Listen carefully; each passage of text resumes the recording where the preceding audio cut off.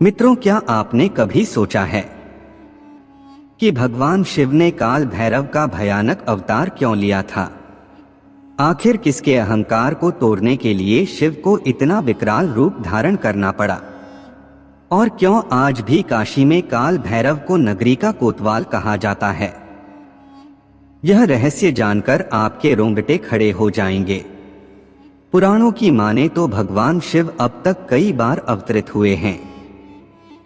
उन्हीं में से एक अवतार है काल भैरव। इस कथा का विस्तार शिव पुराण की रुद्र संहिता में मिलता है। कहानी शुरू होती है जब ब्रह्मदेव सृष्टि के रचयिता एक बार वैकुंठ लोक में भगवान विष्णु से मिलने पहुंचे। विष्णु ने मुस्कुराते हुए पूछा, हे ब्रह्मदेव, बताइए कि इस सृष्टि का सबसे श्रेष्ठ रचनाकार कौन है? ब्रह्मा जी अहंकार से भर उठे और बोले, नारायण, इसमें क्या संदेह है? सृष्टि का रचयिता मैं हूं और इसलिए सबसे बड़ा रचनाकार भी मैं ही हूं।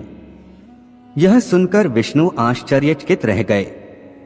उनके मन में आया, क्या सचमुच ब्रह्मा स्वयं को ही सर्वोच्च मानते हैं?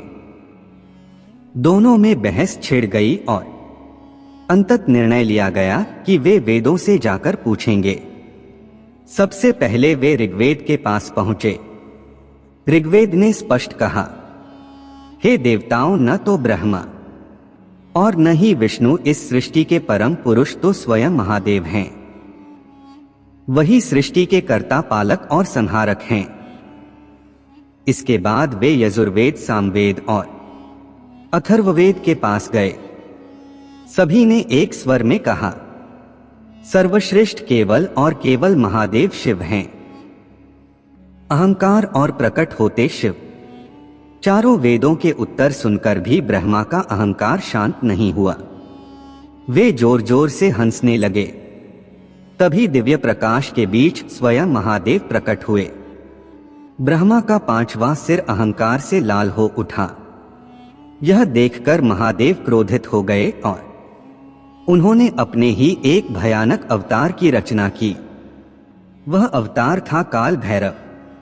शिव ने आदेश दिया, हे काल, जाओ और इस अहंकार को समाप्त करो। क्षण भर में काल भैरव ने अपनी उंगली से ब्रह्मा का पांचवा सिर अलग कर दिया।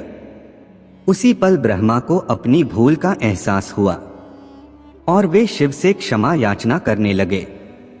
ब्रह्मा हत्या का दोष और काशी का महत्व, सिर काटने के कारण काल भैरव पर ब्रह्म हत्या का दोष लग गया। शिव ने उन्हें आदेश दिया कि वे तीर्थ भटकें और पाप से मुक्ति पाएं।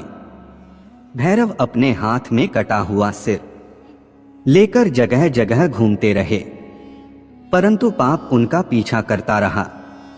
अंतत जब वे काशी पहुंचे तो वह सिर उनके हाथ से गिर गया।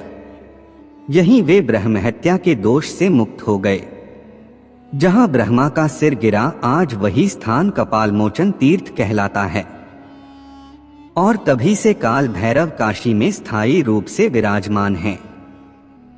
मित्रों, ऐसा कहा जाता है कि काशी में भैरव की अनुमति के बिना स्वयं यमराज भी किसी का प्राण नहीं ले सकते।